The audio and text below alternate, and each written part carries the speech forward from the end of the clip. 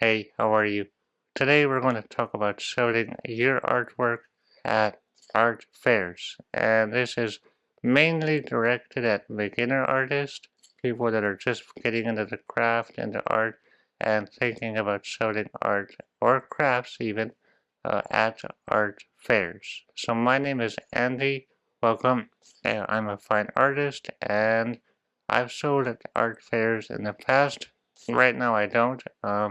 But I believe the first ones I started in uh, my local area art fairs were around maybe 2011, 2012. I don't really remember specifically, but yeah, it was still when I was in high school, and I might have a picture if I can find it.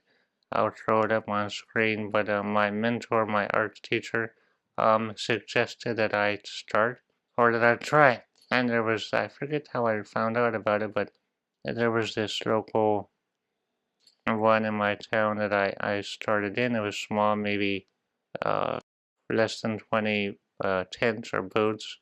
Um, and at that time, I wasn't doing as much with art, or I wasn't where I am now with my art. I was younger, I was in my teens, and so I was at that time making necklaces. I think I have the video posted about necklaces. I may not, but if I do, I'll link it down below. It may be a future video, but I was selling necklaces, and in my art fair uh, journey or life, that was the main thing I I sold. I did try to make, or I did try to sell both um, necklaces and uh, art, and my art never did sell as much. Now, what I've seen with selling at art fairs is that people depends. Is it arts fair and crafts fair, or arts and crafts fair, or is it solely um, art fair? Now, what I will say, there are different levels of art fairs, and you have to find one that's appropriate for you. Also, the entrance fees are big, but so that's something to keep in mind is the entrance fee. Going back to art fairs, one thing is you have to have the the maybe I mean maybe you don't. You might have to have a tent, and I got a tent back then at Kmart. It was on. I got a good deal for it. It was like a 10 by 10 white tent, and some uh, art fairs provided for you.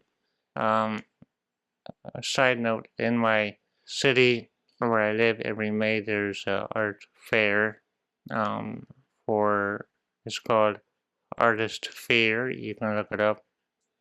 It's fairly big, um, and it's people come from all over the U.S. To be in this fair, and people, friends, and people I know always say, "Hey, Andy, are you going to be in the art fair?" And artist fair, and I usually, well, I always say no because I'm not. But the thing that people don't realize is art fairs like this are you have to pay a large sum, an entrance fee, which is in this case hundreds of dollars, and you have to be at a certain level. You're also judged. There's a jury that um, selects who gets in, who doesn't.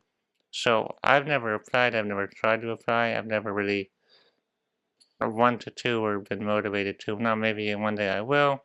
We'll see. I used to, like I said, I used to do art fairs, gotten away from it. But going back to the artist sphere, now there I have seen that they do have like a area of maybe one or two booths for local artists. I've thought about applying for that. I never have.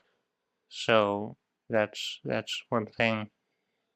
But these ones, this one specifically, I've gone to several times, um, and it has very high-end art, high-end at least in my opinion. Um, thousands of dollars worth of art, for priced art, thousands of dollars priced art, and some is good, and some is not my taste. There's photography, there's fine art, there's like sculpting and different, like clay works. Back to craft fairs, there are one thing with craft fairs is, and in all these fairs in general or art exhibitions with art and craft fairs of your local town or whatnot, is usually food, there's usually games, there's um, activities, and these are more for uh, your local people. Um, Whereas with the art fair, like the big one I talked about, you have people coming from all over maybe to go to this fair to attend.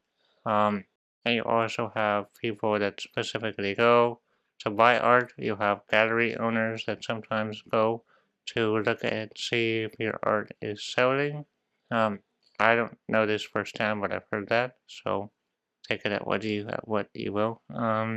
With selling, uh, I that's why I think stickers sell well. Smaller items that you can see and say, hey, I'll buy that for $10, $20. If you want to sell art, then it gets up and if you're gonna price it expensive, like $60 for a small painting, people have to really want it, and you have to in a way have a selling personality to sell it. And I mean, you'll get admirers, and maybe you're one person that likes to sell, but the thing is, the main point is I don't want you to be disappointed. Now, that might be me, might be my art, and granted, I haven't done this in maybe 10 years, so if I took my art uh, again, it might sell better than it did then. But like my mentor told me, you can't expect to sell art at these little um, craft fairs. Maybe you can sell stickers, maybe you can sell small prints, cheap items, small ticket items. Um, but if you really want to sell art, in a way it's like a stepping ladder and you have to build yourself up. Um, and I guess everybody to a degree has to start out at a smaller art fair. You have to kind of have a like a resume. Oh, I've done this fair and that fair. Um, Going into details of what I suggest for them is the ones in my area. They're all year, but the ones I've done have been in the spring and in the fall. So if you do one, and they're outdoors, ones I've done are mainly outdoors. So either if they're in the cooler time of the year where close in the morning, because usually you have to get there early in the morning, set up, and get your art and display ready. And I've almost frozen to death on multiple occasions. And then if it's in the summer, be prepared for heat, for being very hot. Either you have a tent or they provide a tent, so that'll give you some shade. Also, be sure to have a way of securing things because at least where I am in the spring, it tends to be windy and things might blow around. So you need to tie the tent and tie your items, have them so they're not blowing everywhere, you know. To have it presentable, have it look full, uh, like you really have merchandise to sell. Also, you have to be dedicated to, if you really want to do art fairs, um, in a way you have to do them every weekend or every other weekend. Really be dedicated to it. Uh, I don't, if you do it maybe once or twice, great, that's what you do. But there are people that do it, and they do it every weekend, like all, all spring, all summer, and that's how they make their money. Um, and in the way they have a following that they know, oh, Tommy is going to be at that art fair. So, and they have one thing. that I found difficult because I have a disability.